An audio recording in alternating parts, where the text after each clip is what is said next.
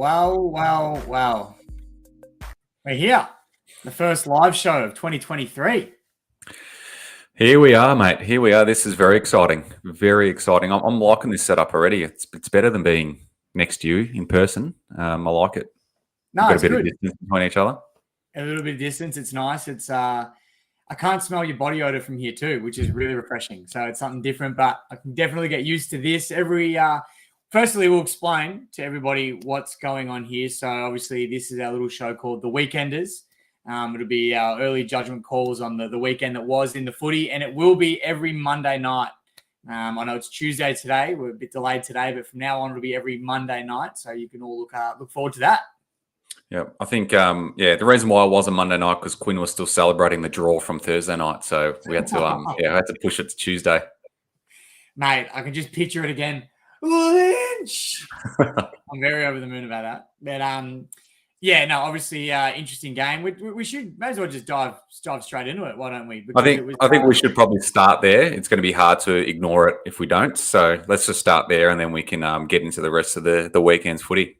Absolutely. We'll dive into that. So obviously it was the first match of the round, the traditional season opener, Richmond-Carlton, 88,000 at the G. And I tell you what, tell me if I'm wrong, Marcus, but I reckon the first 3 minutes of the game, I thought we're on for an absolute onslaught of goals here. I mean, Richmond kicked one in the first 20 seconds. I think 20 seconds later, you guys kicked one through Fisher.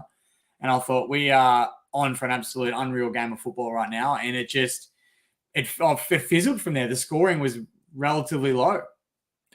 Yeah, it just turned into an absolute arm wrestle. It was a real slog.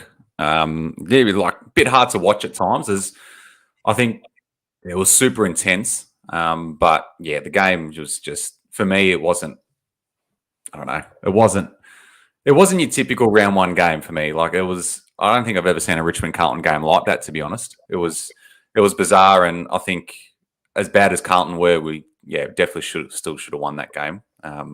We can go into it, but. Wow. The comments are coming through as well. I like the comment on screen right now. Doherty versus Rioli. Who won? Well, we know my answer to this question because I thought who won on the night or on the night. Well, I presume. I think Rioli was probably best on ground. So yeah, I thought Rioli was a star on the night. So if we're going with on the night, yeah, Rioli for sure. Just loves the 1-2, doesn't he? Yeah, well, he's that classic. I mean, Saad does the same thing. He's that classic halfback when he just runs and runs and runs all day through the middle of the ground and hurts teams that way. And I thought he did a great job of that. He's really growing into that role quite well. But yeah, back to what you were saying, it was a very underwhelming end result. I thought both teams had their chances to seal it. I thought we spoke about it earlier, but I thought Richmond were probably a 3 or 4 goal better side on the night, and we just couldn't convert when we had to. And every time you guys did eventually get it forward, you managed to find your way to kick a goal. And then the last 5 minutes or so in the game was that tight. And obviously it ended in a draw with Lynch taking that big grab. And what are your thoughts on that last passage of play where you kicked it to Harry and he fell over and everyone was saying O'Brien should have slowed down? What were your thoughts there? Because I don't know about the slowing down because Rowley was on his tail as well. If he slows down, he gets tackled there. So that's what I think. Yeah. What were your thoughts on that? Watching it at the ground, it was like, what are you doing, Lockie? Just kick it. Like, just you've taken too many bounces here, because we could all see Harry just streaming forward, and Harry was on his own for ages, and he was running down the MCG like he was trying to win the game. So, but then I've had time to reflect on it and then see a few replays, and if he does miss Harry and goes too early, then Richmond were completely set up and ready for that counter attack in the middle of the ground. So.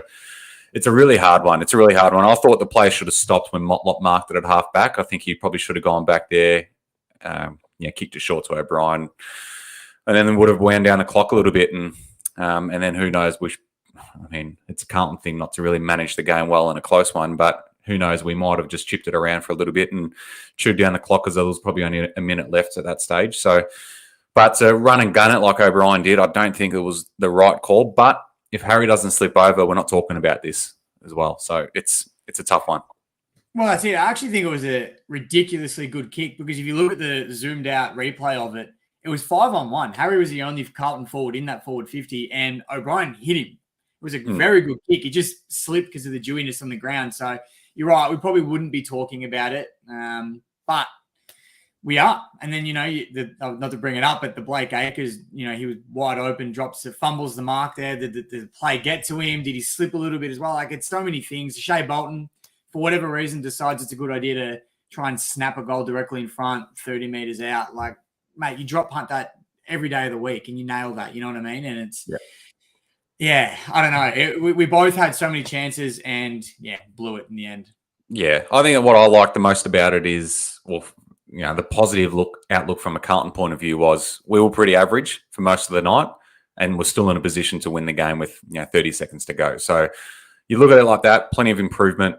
And then I think Richmond probably didn't play as best as you could, but you were a lot better and probably should have won it. I think they're probably the positives to take out of it. But I think, as we were saying before off air, let's just move on from round one, take the 2 points each, and then hopefully meet in September.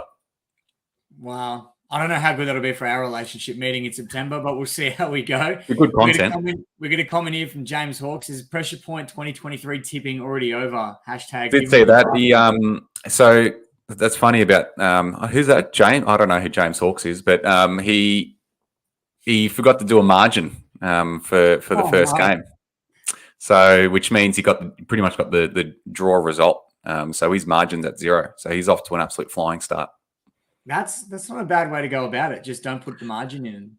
I don't think it was intentional, but no, it wouldn't have been, no doubt. But it's an interesting way to go about it for sure. So so he's done well there. So he's off to a flying start. And the pressure ball and tipping, it's really good support from everyone. Everyone's just really jumped on board of it. So it's been great.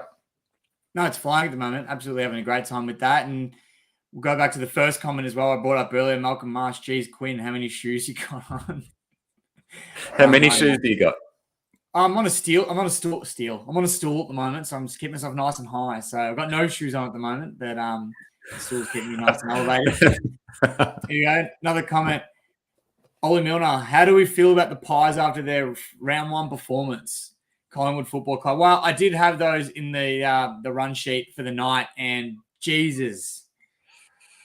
For those that thought Collingwood fluked last season, which I think you might be in that category, Marcus, they've put that to bed. Absolutely. They were outstanding and I don't see how anyone's going to beat them when they're playing football like that, like they did on Friday night. It looked seriously unstoppable, and the Collingwood fans are out in full force again. And let me tell you, when Ollie Henry decided to be a little bit arrogant and slow down in the goal square there, and Darcy Moore absolutely drilled him there.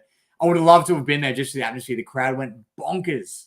Yeah. Look, I'm going to put my hand up and say I've been very wrong about Collingwood and probably let my hate for them get in the way of what they're actually capable of. I did not expect them to play like that. That was incredible from them, and it was their first game that they'd won by over a goal in a very long time. So good on them beating the reigning premiers. So I think kudos to them. They're gonna, if they play like that all year, I think they're going to be up there with on it. I think I did say something. They're potentially equal premiership favourites as well. With the D's at the moment, I think. Yeah, so it's probably deserved. Like when you perform like that, to kick 125 points against the reigning premiers is pretty impressive. So I think they're gonna be right up there this year again. And I think I don't think they're going to slide like a lot of us thought.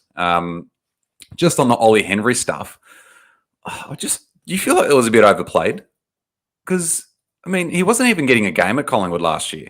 And the Collingwood supporters are carrying on like they've just lost Jordan De Goey.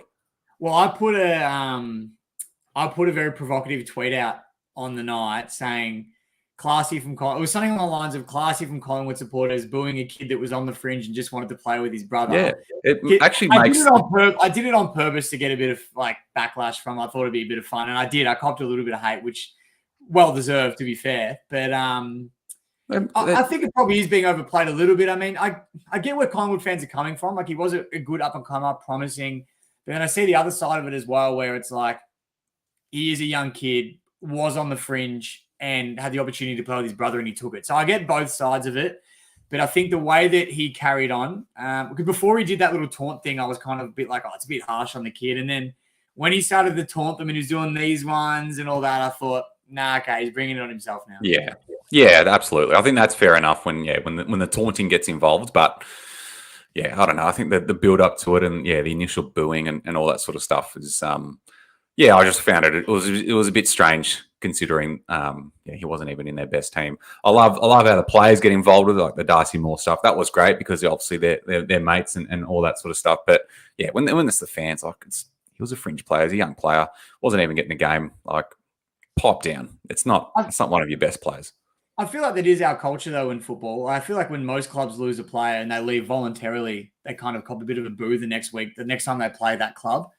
Yeah, absolutely. I think it's different, but I feel like whenever a player like opts to leave, I feel like everyone cops it. So I know we're hanging on the Collingwood fans at the moment, but I feel like this does happen quite regularly. But I do want to quickly point out as well the comment down below, Catherine De Luca, a football genius, Tigers for 2023, and I couldn't agree more with that, Catherine.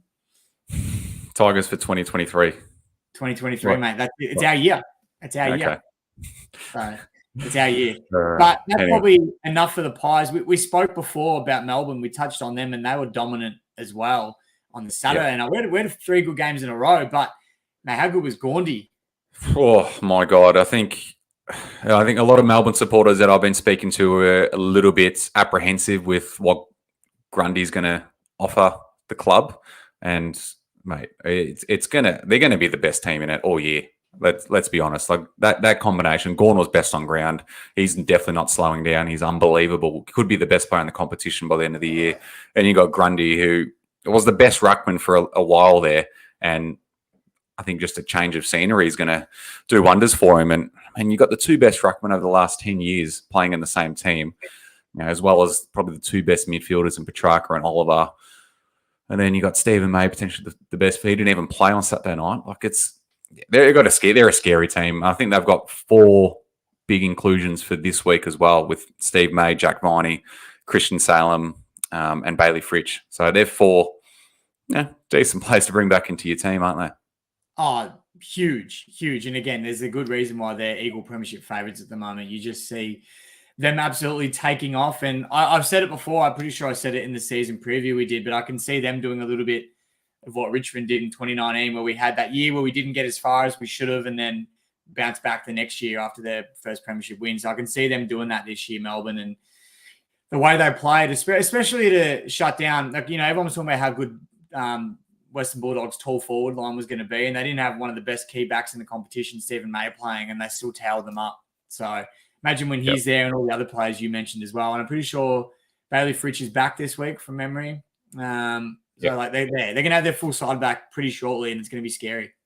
Yeah, absolutely. So I think they're definitely going to be the front runners this year. I think we both tipped them for the flag when we did our predictions. So I think they're everyone. I think across the board from all predictions that were posted over the last couple of weeks, I think the D's are the clear pick for most people. So and they proved that. But they've got a big test on, I think, Friday night against Brisbane on the rebound at the Gabba. That's going to be a tough task for them.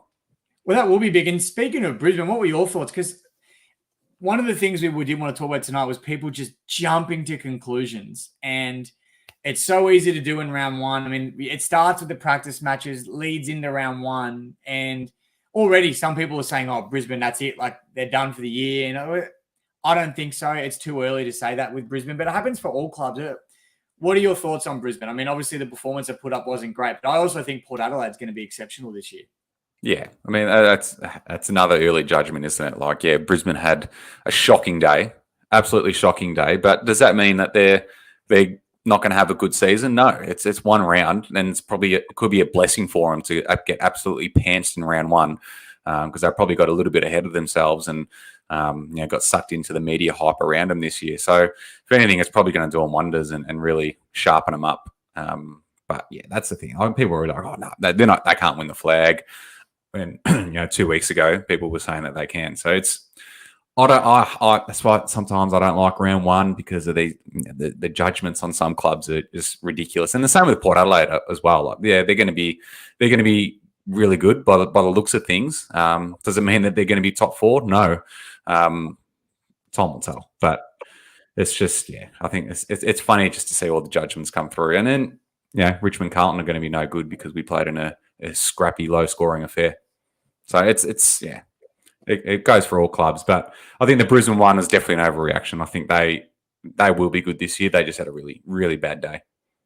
Yeah, I think you can't look into things too much. I reckon Brisbane will come out firing this week, and it's going to be a great game. See them take on the D's. But our next comment, and we were going to talk about this anyway, but I really enjoy this one. You guys would know that the concussion issue is raising its head again, and rightly so. How do you see it impacting the game, and what do you think could be done? So I feel the best way to start this conversation is we'll talk about the MRO decisions over the weekend with the Cozzy Pickett incident, the Buddy Franklin incident, and the McAdams incident. I think they're the best ones to start with. So firstly, what were your thoughts on the bans? Do you think they were all rightly adjudicated? No, not at all. Especially in a time where we're trying to, with the concussion stuff rearing its head, it couldn't have been a worse week to clean someone up like that. And I think it's a missed opportunity from the match review and the AFL to only give Cozzy Pickett 2 weeks, Buddy Franklin 1 week, where Buddy has a history of it. Sam Collins went off with for a concussion test and he was a bit dazed. I think Cozzy should have got 4 weeks at the minimum. Like he lined him up, jumped off the ground. He's just lucky that Bailey Smith didn't get hurt from it. I think that's the only thing that saved him there. And then the McAdam one, I think it's the same as Cozzy. I think he should be looking at about that 4-week mark because you just can't. If we're going to stamp this out of the game, you need to go hard on these players, especially with this concussion stuff that's happening. It's not a good look if they're only handing out 1 week, 2 week suspensions for things like that. So we've seen a lot worse. We've seen things that have not been as bad as that go for a lot longer. So I don't know. I don't agree with it. I think we're focused too much on outcome and not the action, and it is really disappointing. I think Scott Pendlebury said on the radio the other day that there should be like a sin bin rule where that if a player does that sort of action, that they're out of the game for about 10 to 15 minutes, where that team's one player down. What do you reckon with that sort of stuff? I was actually going to mention that myself. I really like the sin bin idea. And obviously, when you start thinking about rule changes and the way it'll be implemented, the first thing you tend to do is picture your own team being involved in something like that. And that's probably the first thing that springs to mind. So for me personally, I go back to last year when Tom Stewart knocked out Dion Prestia when we played the Cats. And you look at that incident, Prestia is wiped out for the whole game. Tom Stewart, arguably Geelong's best player, stays on. And Geelong win by a small margin in the end. Now, does that make a difference? You know what I mean? Like now, why does their best player who get to stay on the ground after he's decked one of ours? Now, I'm not saying wipe him out the rest of the game, but I definitely think you bring in like a 20-minute, 30-minute, whatever the time. I don't know how long it is in the NRL, but I think a sin bin would be a good idea because it's going to deter players even more. And if the AFL wants to be serious and take this concussion stuff seriously, all good and well to talk about it, but surely at the moment as well with the lawsuits that are coming their way, you think that would be all over this and go, nah, we're stamping it out good and proper, done. And people are talking about the bump is dead. The bump is dead. The bump is not dead. It's different now. You can't just shirt front blokes in the face. That's dead, yes. If you want to see a good clean bump, go back to Sydney Stack's 2019 highlight when he dropped Jack Viney with a clear bump to the shoulder. That's a bump. And again, bring back my own team into this, but that's a bump. That's not dead. So I hate when people say the bump is dead. It's not. It's just cleaning blokes' heads off. That's dead. And we need to get rid of that because it's a serious thing and it sucks. Well, the people that are complaining about the bump not being able to be used again, like I don't think modern day footy's for you. You're just gonna have to watch replays from the 80s and the 90s and the 2000s because that's just not a part of our game anymore. That sort of hits like it's not tough to line someone up anymore. Especially with the repercussions of head knocks. So if you're crying about the bump is dead and all that sort of stuff, then I'm sorry, I don't think modern footy is for you, and you need to get on YouTube and watch replays from the 90s because I don't think that's a part of our game anymore. And I think that was it was mentioned in the media today that I think it might have been Simon Goodwin where he was like a game's for tackling, not bumping, which is a fair point. It is. It is a fair point. See, I am a big fan of the bump. I think it can be used strategically. I think it's very effective when used properly. And I think that's the biggest issue we're facing right now is there's such a fine line of when you should and shouldn't use it. But again, it's a risk, which is why I don't mind it, because if you opt to bump, you're taking that risk where you could be wiped out for 4 weeks. So you've got to think and plan, okay, if I'm going to do this now, am I going to miss 4 weeks of the season? You know what I mean? Or is this safe enough for me to bump, impact the play, but not hurt anybody or see myself miss games of footy? And I think that's a tough conversation to have you with yourself, especially in the middle of a game. I mean, we both played football. We know what it's like. And at that level, it'll be, completely different altogether. But I think it's going to be, we've got to stamp them out. And I think to give like the time periods that we did to these players, I think was a bit of a joke, and sort of laughing in the face of, especially laughing in the face of the lawsuits that are coming their way at the moment. They pretend that it's a serious thing. And then was it Buddy got 1 week? Was it Buddy that had the 1 week? Yep. He cleaned up a guy's head. And I love Buddy Franklin, but he's been doing this his whole career. Yeah. It's nothing new for Buddy. He's he always ran past the ball. That's the thing. He ran past the ball. And then I think McAdams got longer than Cozzy Pickett. Am I right in saying that?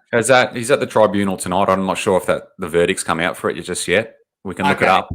But I'm trying to do some background research. Yeah, but I think that's what they were going for, to get more from McAdams. But at least when McAdams bumped, the player had the ball. Cozzy Pickett bumped Bailey Smith, and he had no footy in his hand, and he left. He lined him up. Let's be honest. He was looking for blood.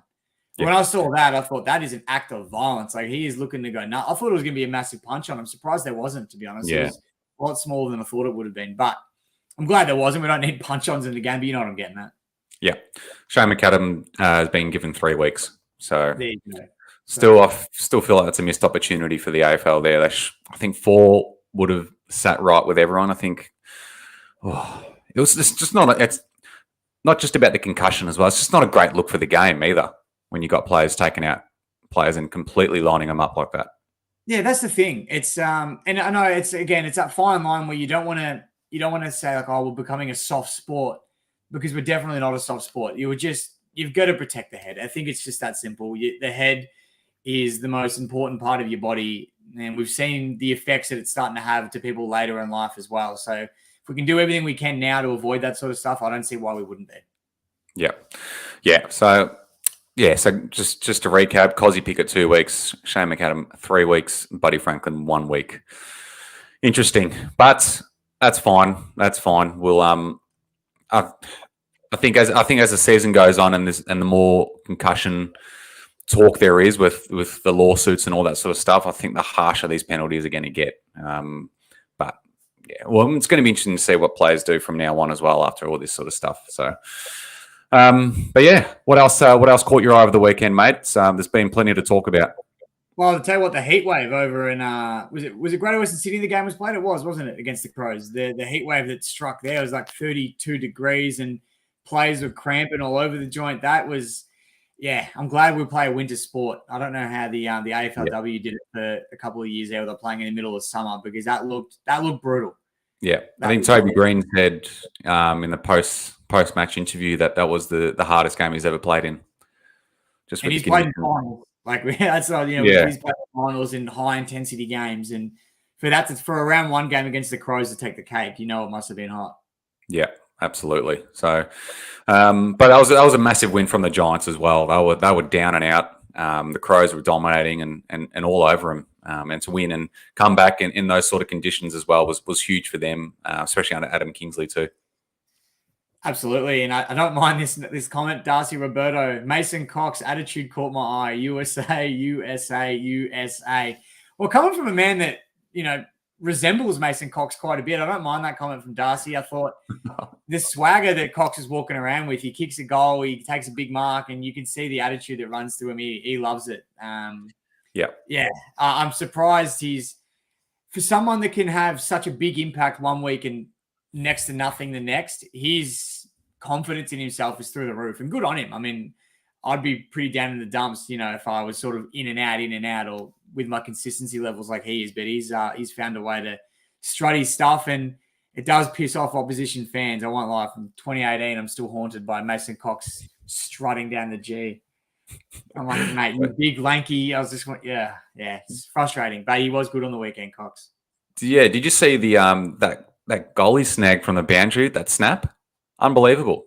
Oh, mate, the amount of memes I saw come out of that as well, because we all know Cox is a good set shot. I reckon and with 35 meters, set shot, drop punt, I reckon like you almost put money on it and nail it because he's just such a good kick. But yeah, the boundary line, that snap surprised me. He's got another little arrow in his quiver now, I think. So Yeah. I didn't mind that. No, it was good. I think as a I think that's a big reason why Collingwood supporters love him so much is because he brings that swagger. He brings that sort of that arrogance where, I mean, most of the time he doesn't back it up, but when he does, it's on another level, isn't it? As you know very well. Yeah, I found out the hard way, unfortunately. Yeah. But good on him. He's fought through a bit as well when you think about it, Cox. Like the amount of times people presume that he'd be delisted, he'd be, sent packing and all that. And he's like a cockroach. You can't get rid of him because he keeps putting on performances that just force the club to keep him there. And the fans love him. And that USA chant Darcy mentioned just before, it does your head in, but you can't deny it's catchy. Yeah, exactly. So, I mean, he could be primed for a big year, Big Mace. So let's see how he goes. But before we move on to our next topic, we've put a link in the comments. So for anyone that wants to jump on and join us for a chat, click on the link there. We'll let you in and yeah, give us your thoughts on the weekend as well. We'd love to have as many of you on here as possible. It's not just us two.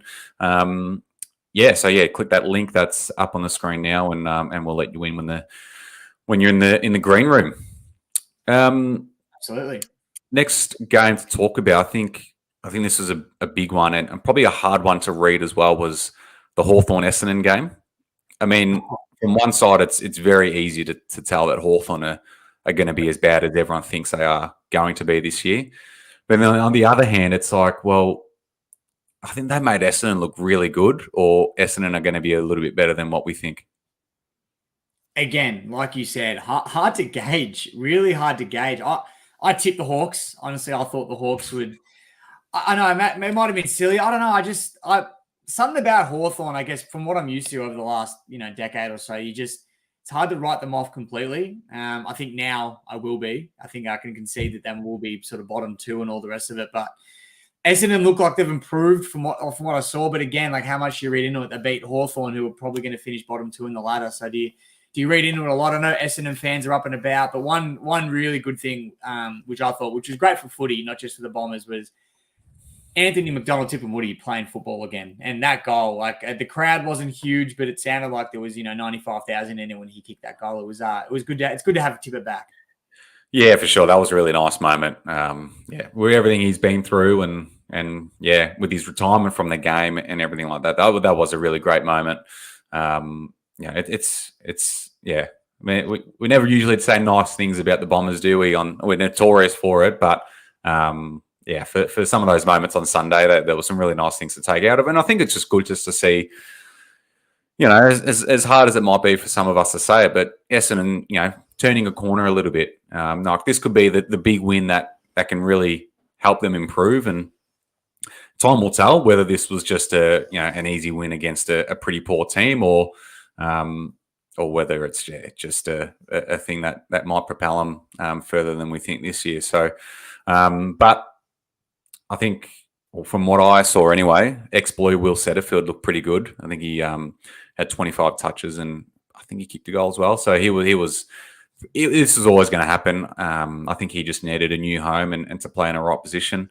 And then Sam Wiedemann looked really good as well. So a couple of their new recruits, again, against weak opposition, but you can only beat what's in front of you. And they didn't just beat them, they beat them quite comfortably too. So I'm very intrigued to see how the Bombers go over the next few weeks. They've got Gold Coast this weekend down here, so that's another big opportunity for them to potentially go 2-0.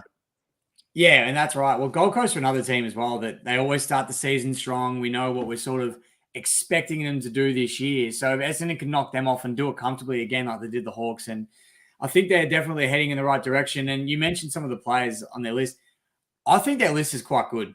That could be an unpopular opinion, I'm not sure, but I reckon we take their list for granted. I reckon they've actually got some pretty decent, some quality players on their list. And a lot of them like you said, may have come from other clubs, but I think Dodora has actually done a decent job for once, and he's actually put the right pieces in place. And I think Essendon they're in the right direction. They're going in the right direction for success. I don't think they're there yet, but they're I think with what they've got around them at the moment, they're only a couple key pieces away from taking that next step. Love it. We've called this episode "Early Judgments," and that's a very early judgment from you because I reckon 2 weeks ago you wouldn't not have been saying those things about Essendon. No, I had them wooden spoon for sure. So Yeah. it's definitely an early judgment, big time. That's I reckon that's just chilling Essendon for a couple of weeks. Wait until they play some proper opposition. I reckon.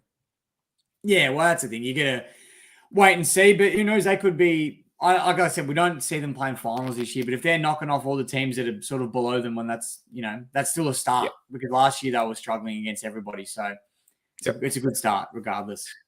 What about the Sainers? Ross the boss.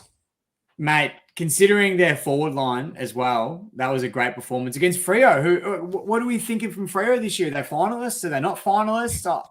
I can't gauge them. It's an early judgment, Quinn. I'm just. It's only round one. I'm just asking the question, Marcus. That's all you can do is ask the question. But it's true. Freo was a team that a lot of people. Some people had them sliding. Some people had them improving. And then you watch that on the weekend and like Saints were great. But I mean, a lot of people probably didn't think the Saints would jump that much this season either. So early judgments, but the Saints look good. And if they get Membry and King back as well, like they're going to be a very dangerous forward line. And yeah, they played some exciting footy and the Saints fans should be up and about. Yeah. I mean, it wasn't the prettiest game to watch. Like it was the skills were pretty poor and it was a little bit defensive, but I mean the Saints, everyone was tipping them for bottom 4 this year. So I think to beat a top 8 team from last year, that is huge from them, and they're already talking flags down there by the looks of things. Well, Matt Roseborn straight out of footy training tonight, flag Kilda in the next 3 years. Well, I don't know. It's a weird one, isn't it? Because I guess the Saints are just notorious for not winning flags. So to be, again, same as I said about the Bombers, that all the pieces are there. I think the new coach, it looks like it's all starting to slowly happen. And yeah, it honestly wouldn't surprise me if in the next 3 years they're thereabouts, but it's going to be an interesting wait. Early judgment, I know. Didn't you say that Ross was going to be sacked halfway through the year? Yeah, I did. Yeah. No, end of the year, not halfway. You've changed your tune already. That was my bold prediction that that Ross the boss would get the arse again. I had to go out on a limb with that one. But no, they did look good, and Mateus Philippou, he was good. Philippou.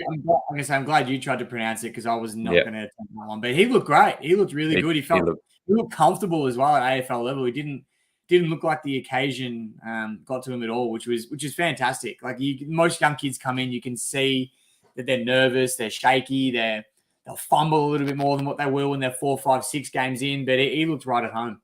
Yeah, absolutely. And considering the injuries that they had as well, that was just massive for the Saints. So hats off to them. But yeah, Freo on the other hand, did you see the stats for a couple of their key players down back? With Brennan Cox took 20 marks and Luke Ryan had 37 disposals.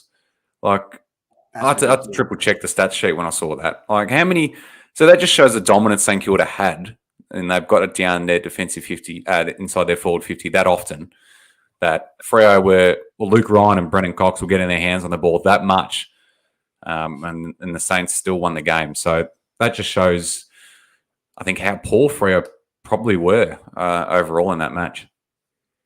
Oh, absolutely. I don't reckon Luke Ryan would have known what he was doing with the football in his hand that many times throughout the game. 37 times is ridiculous. Even for midfielders, that's nuts. So yeah, mate, speaks wonders for the Saints. Like I said, they were great. They really didn't do much wrong on the night. And we know they start strong, like they did it last year. They did it the year before. They notoriously start strong, the Saints. But like you said before, you can only beat who's in front of you, and beating last year's finalists is not a bad shout. So well done to St Kilda. It's a great win. I'll take that heading into round 2. It's a good start to the season and all the confidence you need coming out of that game. But I want to touch on it because we did talk about the new kid at the Saints and how he looks right at home. Mate, what about the Shees? Oh, yes. How do we forget about the Shees? I want to call it out too because I mentioned this to you. I sent you the message about it, but I remember in my season predictions when I had the Shees winning the Rising Star, I had a couple of comments saying stuff like, "Oh, Will Ashcroft must play golf." basically taken a big shit on my prediction for the Shees to win the Rising Star at the end of the year. Did you guys watch him? Did anyone else watch him on the weekend? 34 disposals off the half back line. This kid is a jet. And Yeah. I'm very excited to see what he's got to offer in the next few years, because he looked right at home. He did not look like he was out of place at all.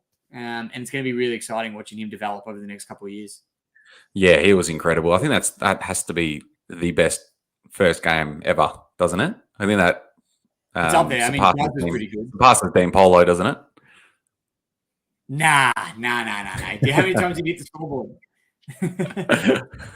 Doesn't surpass Dean Polo, but it's right up there. It's a close second to Dean Polo's debut game. But it was unbelievable. And he doesn't look like an 18, 19-year-old kid, does he? Like he looks already made, which is nuts. I mean, the kids these days are growing up. Like I look at photos of me at 18, 19, and I look 7. And I'm looking at these kids now, and they're coming in, they're built, like they're a lot taller than me, which isn't hard, I know, but they just look ready to go. They look ready to go, which is unreal, because it's always been a talking point whether we draft kids too early or not.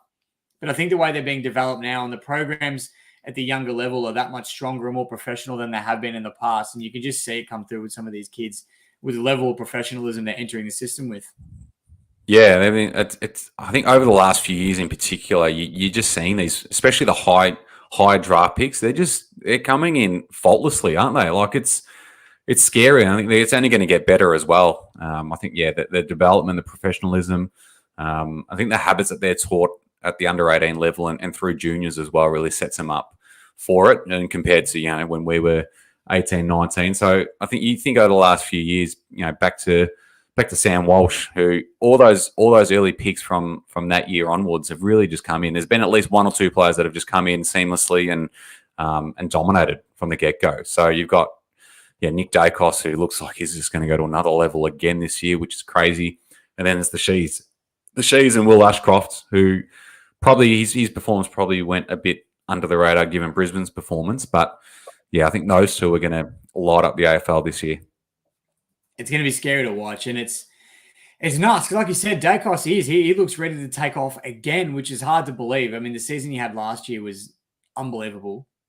So for him to take it up another notch already in his second year, and the team he's got around him as well, it's all happening at the right time for Dacos. And then like you said, the Shees and Ashcroft, they look primed and ready to go. But I think the Shees is he's my man outside of the Tigers at the moment. The Shees, I love the nickname as well. The Shees, it's great. Yeah, so it is great. And then the Cheezels that were going around at the game as well. That was very, very funny from the North supporters.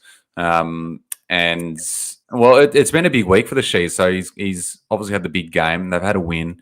He's the Rising Star nomination, and he's had a 2-year contract extension. So it's not a bad start to life as a footballer. No, that's massive. And I've seen actually a lot of young players doing this recently too, where they'll play 1 or 2 games and then they're signing contracts instantly, which speaks wonders to Clubland and what they're doing at these clubs to keep young kids so interested and so engaged so early. And I know it's easy to say, but they've got an AFL opportunity. Of course, they're going to re-sign. They don't want to blow it. But, a lot of kids know that how easy it is to move these days. If they wanted to move to another club, they know that there's a good chance they could probably do that. So I think it's wonderful that people are committing and staying and signing on so early. But it was a no-brainer for North Melbourne to re-sign the Shees. Yeah, 100%. And it was a great day for North as well. Very happy for them to win in round one and the way they did as well. They actually looked quite impressive for large parts of that game. So I think Clarko's really changed the way they play, the way they defend. And again, no Willie Judgements, Quinn. So let's not get overhyped and think North are going to play finals, but I think it can be guaranteed that they're going to be a lot better than they have been the last couple of years. Well, that's the point of this show, Marcus. Early judgments. That's what we're here for. It's the weekender, mate. The early judgments, the weekender. But North won't play finals this year, you wouldn't imagine. So just looking for that improvement. And I think we've already found it just 1 week in. So if they can keep continuing this form, I think they'll be all right. Yeah, absolutely. So that was great to see. Anything else from the weekend, mate? What else caught your eye? Oh, it's pretty much it. It went like a flash. I was so excited for football to be back, and it came and went just as quickly as Thursday night rolled around. So it's good. I'm glad we're back in amongst of it. We've got all the football talk during the week now. Stuff like this is happening. We can discuss the rounds. It's exciting. And I'm loving it. And round 2 is only 2 days away. It's Tuesday night now. Yeah, Thursday night. We're closer to round 2 than we are round 1. So we're definitely late in doing this. But yeah, again, you can, for those that weren't listening at the start, you can blame Quinn's celebration for the draw as to why we are doing it on a Tuesday, not a Monday. Actually, no, I do want to talk about that. Because a lot of people, especially about me in particular, are giving Richmond supporters a bit of flack about being happy with the draw. Now, let me just put this on the table. I'll explain this properly for those that may not be as educated as others. But it wasn't the draw we were happy with. It was the way that last passage of play all unfolded, and we were this close to probably losing that game. So the draw was a much better result than to lose. However, in hindsight, no, we're not happy with the draw because, like I said, I think we were 4-goal better side on the night and we should have won comfortably. But the fact that we drew instead of a loss was a nice little finish, but not the way we really wanted it to go. Yeah, you were just happy that you took the game away from Carlton. Let's be honest. That's the real reason. I think that is what it is. Yeah, because it was really in your hands in that last couple of minutes there, and like we probably pulled that one out of our ass, that last goal. I think Wiedering had done a pretty good job on Lynch most of the night, so for him to get clear for that last passage of play of all of them was just a nice little touch for us to tie that game up. So I was pretty happy with that. I won't lie. Yeah, no, all good. I'm glad we can move on from that because I think most Carlton supporters were pretty down in the dumps, even though it was a draw. I think it was just the way we played. We're in the winning position, so let's move on from that. And who knows what those 2 points are going to mean later in the year as well. Well, that's it. That's another one we should talk about. What are your thoughts on the draw? It's a hard one. It's a real hard one, isn't it? I don't know. Like, I think I like having the results, but I think the drama and the theatre of the draw makes it. I don't know. Yeah. I don't think I have a finished opinion on it, to be honest. Well, I do, so I'll give mine. We got to keep it. It's simple as that. We've got to keep the draw because, like you said, it creates that interest and that excitement come later in the season when the 2 points could either get you over the line or just, make you fall short.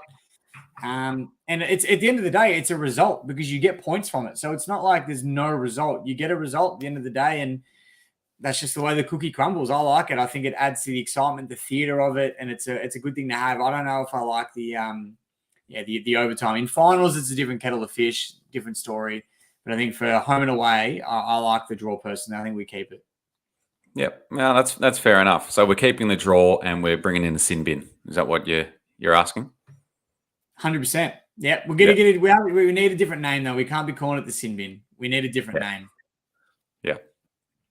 So I don't mind this next comment. Best thing to happen in this podcast is a Richmond and Carlton grand final, end of the season, the way it started, but with different results, with the Tigers winning. Well, that would be the best thing to happen in this podcast, Catherine, with the Tigers winning the flag against the Blues. But I honestly think a Richmond Carlton grand final could break this podcast because I would just have to grab him. I don't know. I don't think we'd be able to handle it. No. I don't know how the build-up would go, and especially the end result. Like it would just, It would be fantastic. It would be fantastic. Obviously, for both of us, if both our sides made it, it would be nuts. But I don't know. I think we'd also tear each other apart at the same time. We got Malcolm Marsh here. Early judgment. Carlton, although a young team, will play grand final, and Carlton will win. Ooh. I like that early judgment. I thought you might like that. Very good one.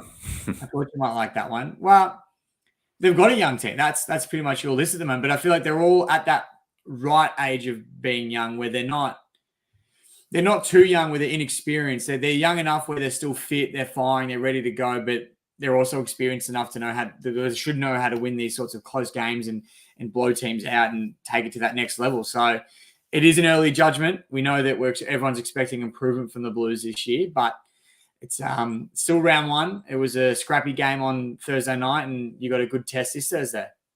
Yeah, we just can't be playing with statues on this Thursday night. I think that we had a few of them play against you guys, in particular Jack Martin. I'm going to name drop Jack Martin, Zach Fisher.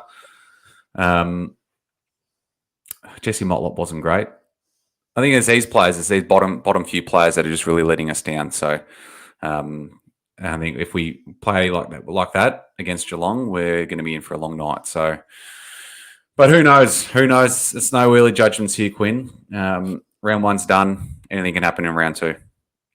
Well, that's it. That's it. And it's only around the corner, 2 days away as we're speaking. So it's very exciting. Can't wait for that. But that pretty much wraps us up, I'd say, Marcus. I reckon that's done for tonight. 45 minutes, decent length show. Thank you for all those that were watching, commenting, supporting. We'll be doing this every Monday night from now on. We'll be back to a Monday at 8 p.m. So feel free to check out the socials, jump across there, all the details. You'll see the pump up during the week anyway, in the lead up to all the links being posted so you can jump on and join us. We do have merchandise, Marcus. It's in the description below, and that's still for sale. So if you want one of these Pressure Point tees, or the OG one, they're still for sale as well. We've got bucket hats. We've got tank tops, and we've got tote bags. We've got the works, and we've got a winter range coming out shortly as well. So keep a close eye on that. But it's pretty much done. That's it. And one of the comments that we had before from Matt, he did say he wanted to get a tote bag. I don't see that he has one just yet. So looking forward to seeing a photo of his purchase soon. Absolutely. And that's the thing. If you do buy something, take a photo, share it with us, because if you didn't, there's no photo, it didn't happen. So take a photo, share it with us, and we'll share it on the socials as well. But just having a look at my laptop now, Marcus, it's got about 8% left. So we'll wrap it up before it shuts down and prematurely. Thank you again, everyone, for watching. It's awesome. We're hoping to get these live streams going more frequently because we enjoy doing them. It's cool. We can't edit it out. Whatever we say, we're stuck with. And I know it makes Marcus a little bit nervous with some of the stuff he says, especially about Carlton, but it is what it is. That's the game we're playing. Nah, love it, mate. And if you haven't seen our recent video as well, we did the Carlton Geelong combined team, the 22 show. So that went live today. So if you haven't checked that out, please do. It's a massive good luck. Yeah, with the guy from the Highlights Club, Scotty Walton. So it was good fun. And Quinn was the mediator. So we had some good fun filming that. And let us know what you think of the combined Carlton Geelong team ahead of the big game on Thursday. All righty, that's it, everyone. So until watch that episode for sure. But until next week's live stream, we'll chat to you all then. Enjoy the week of footy.